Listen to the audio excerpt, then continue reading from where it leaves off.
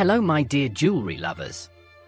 Today I want to tell you a story about the stunning jewelry of the Windsors that everyone has forgotten about.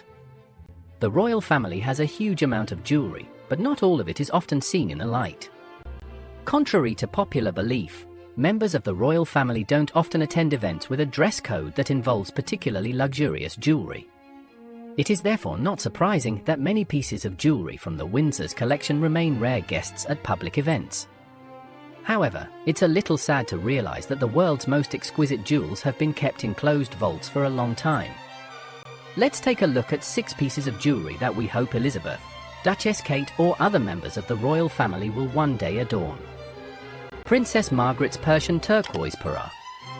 Princess Margaret's main treasure was given to her on her coming of age. Traditionally, girls from royal families are given tiaras on this day, and our heroine was no exception. Her mother, Elizabeth Beausoleil, presented her with a gorgeous Persian tiara decorated with turquoise.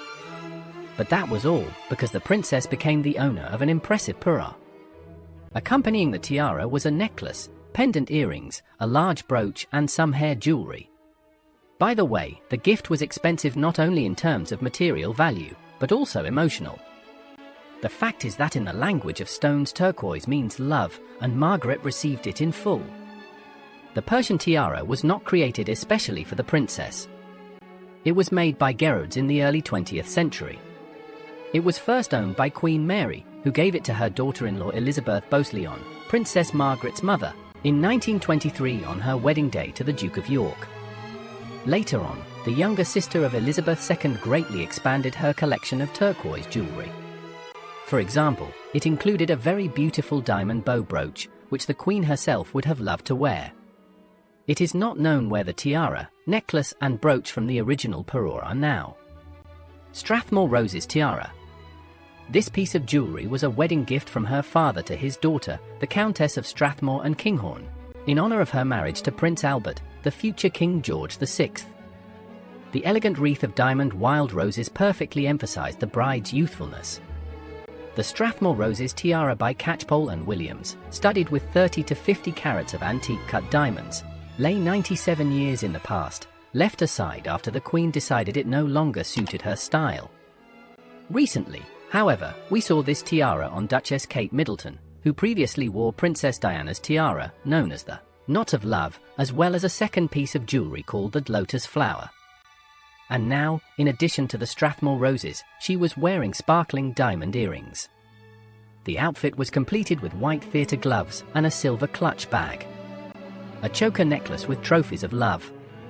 In recent decades, choker necklaces have fallen out of fashion among royalty, who prefer more diverse styles of jewelry. This is unfortunate, as the Love Trophies necklace, created by the jewelry house Gerard for Queen Mary in 1901, still impresses with its splendor. This impressive piece of jewelry includes diamonds that belong to Mary's grandmother, Princess Augusta of Hesse-Kassel, and her aunt, Princess Augusta of Cambridge, which have been beautifully set in gold. Tech Crescent tiara first entered the treasury of the British royal family in 1860, following the wedding ceremony of Princess Maria Adelaide and German Prince Franz von Teck. This delightful diamond jewel, consisting of 3 roses separated by 20 crescents, was assembled by Maria Adelaide from various jewels inherited from her aunt, the Duchess of Gloucester. Mary Adelaide, being a woman of exquisite form, preferred to wear the tiara over 2 rows of diamond slats to give it extra height. Upon the Duchess of Teck's death in 1897, the tiara passed to her eldest son, Prince Adolphus, 1st Marquis of Cambridge. Queen Consort Mary, a connoisseur of jewelry, bought the crescent of Teck from her brother and presented it to her sister-in-law, the future Queen Elizabeth. Despite the awkwardness of the frame, the Queen Mother wore the tiara several times, although she required a voluminous hairdo for a spectacular fit on her head.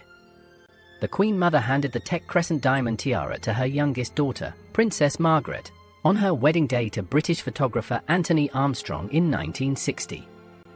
Since Princess Margaret's death in 2002, there have been uncertainties about the owner of the Teck Crescent. Some claim that the necklace belongs to her son David Armstrong Jones, 2nd Earl of Snowdon, while other sources claim that Queen Elizabeth II gave the tiara to Camilla, following her marriage to Prince Charles. However, so far Camilla has never appeared in public wearing this piece of jewelry. Dagmar's necklace. Queen Alexandra's necklace undoubtedly holds a place of honor among the notable pieces in Queen Elizabeth's collection. This unique piece of jewelry was given to Princess Alexandra to celebrate her wedding to the future King Edward VII, and is a true splendor. The necklace includes an impressive 2,000 diamonds and 118 pearls, complemented by a gold setting. However, its real uniqueness comes in the replica of the famous Dagmar cross, masterfully crafted on enamel, which adds to this piece of jewelry's special character and style. Queen Mary's sapphire bandeau tiara. The appearance of the jewelry in the English treasury is somewhat obscure. The first royal to introduce a sapphire crown to the public was Queen Mary of Teck. Elizabeth II's grandmother used the tiara frequently during the final years of her husband George V's reign.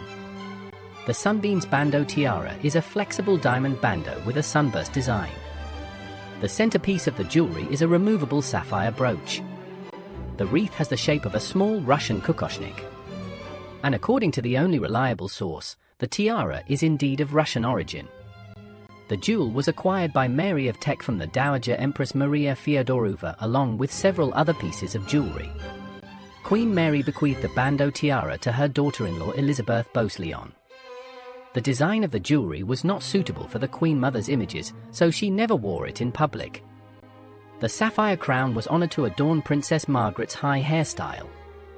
Indeed, the youngest daughter of the royal couple often used the bandeau tiara both before and after her marriage in 1960. The princess's most spectacular appearance in that sun jewelry took place in the spring of 1958, during her tour of the West Indies. In April, she arrived in Trinidad to act as the Queen's special representative at the inauguration of Lord Hales, Governor-General of the Federation of the West Indies. Following the official events, Princess Margaret attended a gala dinner at the Lord's residence. The Sunbeam's tiara bandeau also accompanied Margaret on a state visit by German President Heuss in 1958, and 3 years later at the wedding of Princess Astrid of Norway. Margaret also used the centerpiece of the tiara, a sapphire brooch, for both daytime and evening events. At a performance by the British instrumental rock band The Shadows in London in March 1962, the bodice of the princess's dress is adorned with this particular brooch.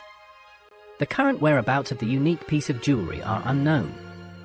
Perhaps the sapphire tiara bandeau was dismantled by royal jewelers to create more modern jewelry. There is also a version of its sale at auction, along with some of Princess Margaret's jewelry. Let's hope that the jewelry will still show itself to the public. If you are interested in the continuation of the Russian tiara series, leave 500 likes under this video. Thank you for watching. We wish you all the best.